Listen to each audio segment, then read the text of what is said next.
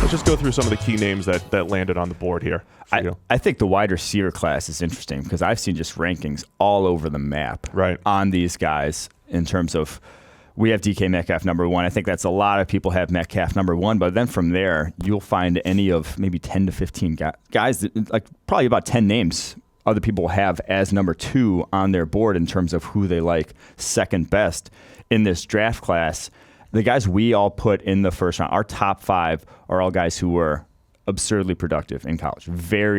Produced at a very high level. Are you saying DK Metcalf was productive? We should discuss that. After Metcalf. After Metcalf, it was all guys that were absurdly productive in college and have requisite athleticism, have reasons to believe that there's no big red flags on them in terms of athleticism, production. They check all those sort of boxes, and then from there, then we have some more guys who are.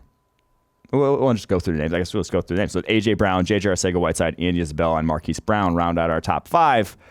Those guys are all. We have them kind of lumped together. We just feel comfortable about all those guys with how they produced on the football field, how athletic they all are from testing perspective and just on the field perspective, to where I think we feel confident that those guys will produce in the NFL. We're not saying they're amazing number 1 receivers, but all of them will be productive NFL. They have specific ways that they can produce at the next level. Yes, I think is the key too. Mm-hmm. And trump cards. They have their own trump cards, right? With Isabella and Marquise Brown, it's that speed and ability to win outside with some level of speed and quickness. Arcega-Whiteside's contested catch ability and his releases. A.J. Brown is the best in the class. I'll just say that's why we love Arcega-Whiteside, because him at the catch point and his body control is just on another level, even compared to guys like Hakeem Butler, N'Keal Harry, who are good at that in their own right. J.J. Arcega-Whiteside, just from watching all his targets the last 2 years, is just the best at it. Just to steal what Sam likes to say, though, if the first thing you say about a guy is that he's a great contested catch guy, generally that's a red flag. Yes. But I think with Arcega-Whiteside, I keep saying there's 2 ways to win contested catches. You can just out-muscle people, or you can have great body control and adjust to passes and and have great ball skills. I think he has both. So it's different from, say, Kelvin Benjamin, who will just out-muscle people every now and again, but he doesn't really have great ball skills, and he drops easy passes. Arcega-Whiteside, I think, has the ability to win in both ways that you can win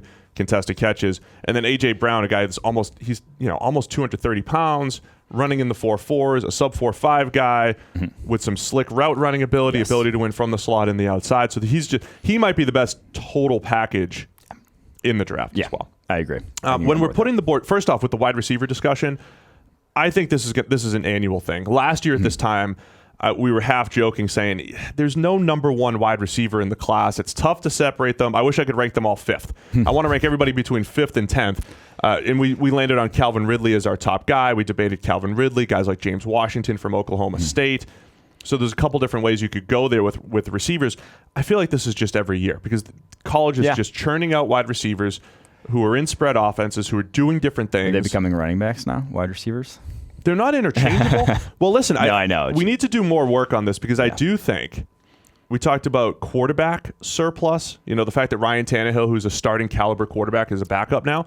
I think the NFL might be hitting this wide receiver. I don't think they're at surplus yet, but there are guys like John Ross who are 2 years removed from being a first rounder, who probably still has something left in the tank, who could be available via trade at some point. Or it's kind of like this make or break season for the Bengals.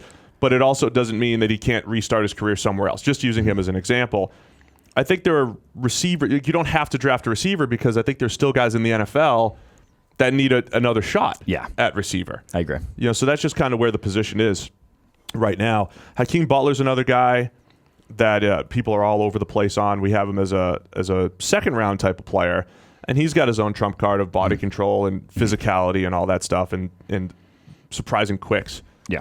For his size. But you've got him, you've got Deebo Samuel from South Carolina. N'Keal Harry, I think we're a little bit lower on than at least the fantasy community. Let's discuss Harry real quick. What is he, 6th, 7th, 8th on our list now of wide receivers? Why is he so low and so many people have him as number 1 in their dynasty leagues? I wanted him even lower. You got him there. You're the one that pushed him up there. And there are things he does very well. After the catch, very soft hands, plucks the ball out of the air, can make contested catches. But for me, he just was on a different level in terms of Arcega-Whiteside could separate on some level of the route tree. N'Keal Harry just was not. And pretty much everything down the field was not separating from defensive backs playing the exact same conference as J.J. Arcega-Whiteside there in the Pac-12, both playing against Pac-12 DBs. One couldn't separate at times down the field. Harry just was not. And that's concerning to me when you're really never getting open down the field, and especially against college cornerbacks, because it's only going to get harder. I just don't see the explosiveness off the line of scrimmage in his routes. And to me, that means you're going to be playing from the slot. That's where you're going to have to play at the next level. And then you compare him as a slot to some of the other guys that might be projected as the slot, guys like Deontay Johnson out of Toledo, other Paris Campbell, those sort of guys. And there's not that big of a difference then, in my mind, in terms of what kind of production you could get from between the two. Deontay Johnson, the guy you mentioned from Toledo. Yeah. We were watching him the other day. Most underrated wideout in this class, in my opinion. I'm with you, man. He is very underrated. Yeah. And explosive. Don't care about the drops as much, but man, he's just, if he's around in the third round, he's the guy I would want there. Averaged 20 yards a punt return on 20 punt returns over the course of his college career. He is, in the open field, he is different. He just moves differently than other guys in this class. He's one of my favorite. And like I said, I think he's the most underrated wideout.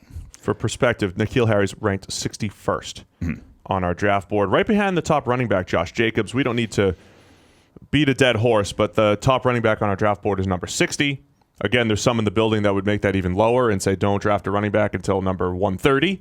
But we're still separating these guys a little bit. There's some receiving ability between Josh Jacobs of Alabama, David Montgomery of Iowa State, Miles Sanders of Penn State. If you could do something in the pass game, there's still some level of value there.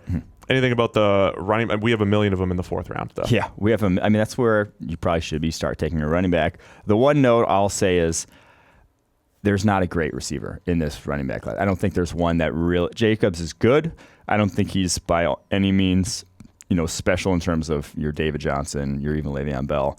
He's Saquon Barkley. Yeah, something like that. I don't think he's close to that level of receiver. I think he can add to your passing game, but I don't see him as line him up outside and run routes, which is where you get, where a receiver I think can really separate himself value-wise.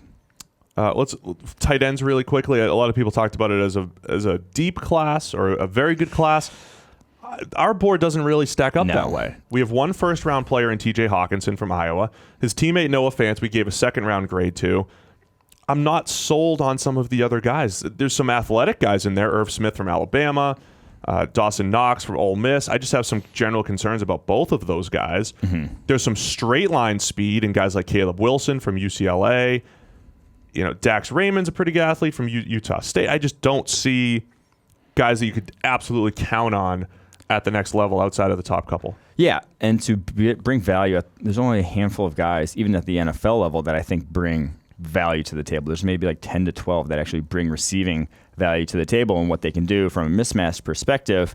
After probably Irv Smith, who's our fourth tight end, I just don't see guys being able to be that guy. And if you're not a mismatch from a receiving perspective at tight end, you're not worth the first 2-round pick, just in my opinion. If you're just a guy who is solid ball skills, can make the easy underneath routes, that to me is, there's a lot of those guys in the NFL, and you're not really bringing anything to the table if you're not more than that. So that's what kind of separates, like Caleb Wilson from UCLA graded really well for us, and then you look at where his positive plays were.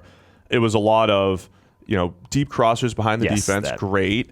But when he had a two-way go, I call it the Greg Olsen route, when he had to go beat a corner or a safety with a two-way go, he's really clunky in and out of his breaks. Like, that's where I want my tight end to really separate and be a mismatch guy, not just be the guy that's kind of taking the scheme plays, so to speak. That was Caleb Wilson. Now, when he got the ball in his hands, he had some good speed and he could do something with it, but that screams of like a number 2 type of tight end. A guy you could scheme open and then he could do some nice things. So that's where I don't think the class is as good as maybe other people think. Let's discuss O-line really quickly. We ended up with 5 first-round grades on offensive tackles and only 1 interior offensive lineman in our top 32. Yeah, and that might be a little misleading because I think a lot of people will pencil in Jonah Williams if they want, but Dalton Reisner and Cody Ford also as guys who are tackles to guard. Yep. So if you're drafting... If you would need an interior offensive line, this isn't saying, no, there's not any talent there. You're probably going to be ended up drafting Dalton Reisner or Cody Ford if you need a guard in this class really badly. So 5 guys, though, that we think offensive tackle, which I think might be the most we've ever called first-round grades on offensive tackle. So there is talent at the top of this tackle class, and then 5 more in the second round. I think it's one of the best tackle classes we've seen since we started our grading. Yeah, and we've been saying the whole time we've only got the 5 years of grading. It's like, are we just underrating tackles, or like why are we not finding good tackles? And I think it's really more the state of college football. The fact that there are guys that we've given 5 first-round grades to speaks to it is a good class there. And all these guys, great pass protection grades this past season. Jonah Williams, Dillard, Taylor, Reisner, Ford, all very good in pass pro at tackle. Just to touch on quarterbacks really quick, we ended up with 3 first-round grades. Will Grier, kind of this borderline late first-round pick for us. There's a lot of rumors that Dwayne Haskins is now going to be QB4 off the board. That's a lie. You think it's a completely lying season? Screen. Yeah.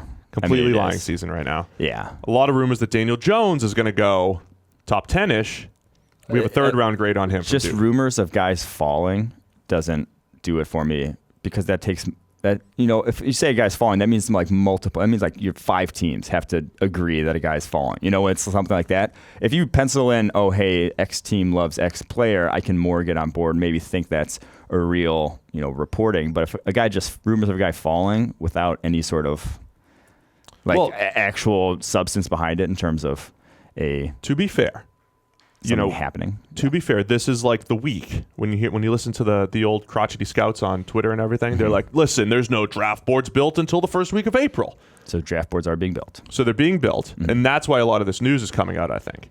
Now you're starting to get, okay, we've actually stacked the board. Oh, by the way, Daniel Jones is high, and this guy's there, and whatever. What my pet peeve, though, is when it's like, I talked to this one D-line coach about this one player, and I think the NFL's higher on him than everyone else. And it's like, you talked to one 350th of the evaluators in the NFL. Yeah. And unless they're like, hey, I've talked to everyone in the NFL, here's what we think about this guy, then you're not That's what I'm saying. You're getting one opinion if a guy's supposedly falling. Yeah, it's interesting. And you're getting probably the same people in organizations talking. So we got Kyler Murray. He's number 1 on our draft board. We've discussed this before. It's a value thing. We think he could be a top-end quarterback.